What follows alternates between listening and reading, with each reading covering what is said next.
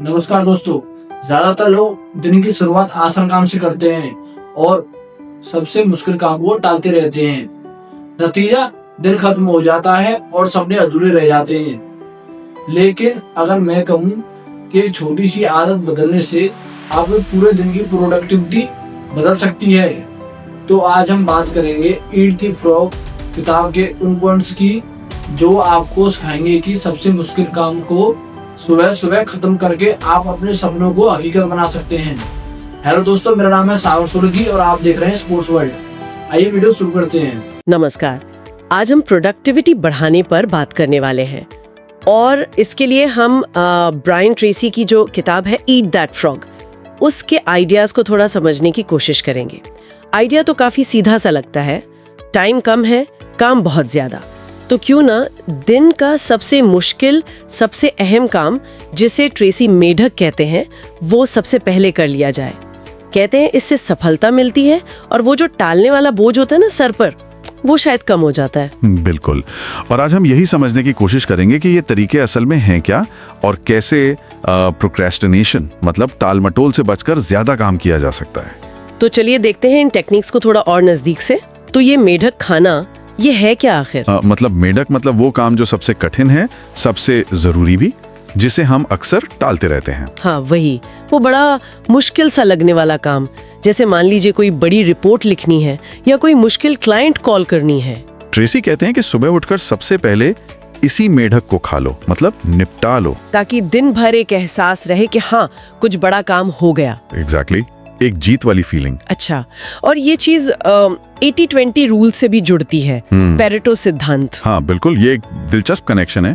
Pareto सिद्धांत कहता है ना कि हमारे लगभग 20% काम ही हमारे 80% नतीजे लाते हैं।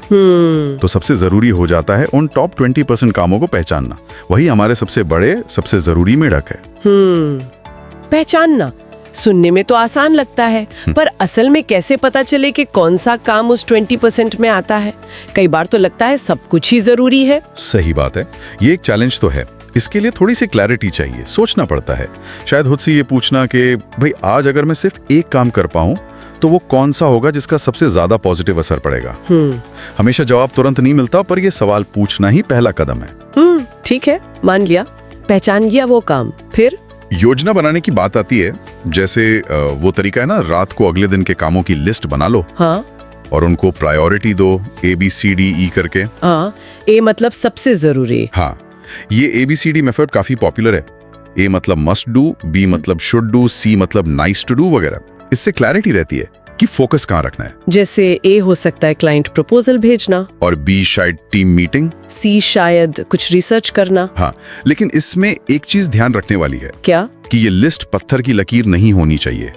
जिंदगी में अचानक चीजें आ जाती हैं। हाँ सही बात है, कोई इमरजेंसी आ गई या कोई ज्यादा जरूरी काम अचानक आ गया, तो फ्लेक्सिबल रहना भी जरूरी है। प्लान हो पर उसे एडजस्ट करने की गुंजाइश भी हो। ठीक है। वैसे कई बार वो एक काम इतना बड़ा और डरावना लगता है कि शुरू करने का ही मन नहीं करता। बिल्कुल, और यहीं पर अगली टेक्निक काम आती है, कामों को छोटे छोटे हिस्सों में बांटना, चंकिंग। हाँ, जैसे अगर 200 पेज की रिपोर्ट लिखनी है तो ये सोचकर ही घबराहट हो सकती है। लेकिन अगर आप उसे तोड़ दें कि रोज बस 20 पेज लिखने हैं या पहले सिर्फ आउटलाइन बनानी है, तो वो थोड़ा मैनेजेबल लगने लगता है। एग्जैक्टली, वो जो शुरू करने की हिचक होती है ना, वो कम हो जाती है। जैसे पहाड़ तोड़ने के बजाय छोटे छोटे पत्थर हटाना। अच्छा आइडिया है। और फिर उस छोटे हिस्से को करने के लिए टाइम निकालना। हाँ, यहीं पे टाइम ब्लॉकिंग का कॉन्सेप्ट आता है। मतलब अपने कैलेंडर में बाकायदा टाइम ब्लॉक कर देना उस काम के लिए। बिल्कुल, जैसे सुबह 9 से 11 बजे तक सिर्फ रिपोर्ट, कोई ईमेल नहीं, कोई फोन नहीं, कोई मीटिंग नहीं। उस टाइम को प्रोटेक्ट करना एक तरह से। हाँ, ताकि आपका पूरा फोकस उस जरूरी काम पर रहे, बिना किसी डिस्ट्रैक्शन के। पर इन सब के बावजूद वो जो टाल मटोल वाली आदत है, प्रोक्रेस्टिनेशन, उसका क्या करें? वो तो पीछा ही नहीं छोड़ती। हाँ, वो तो पुरानी दुश्मन है। बाद में कर लूंगा या अभी मूड नहीं है।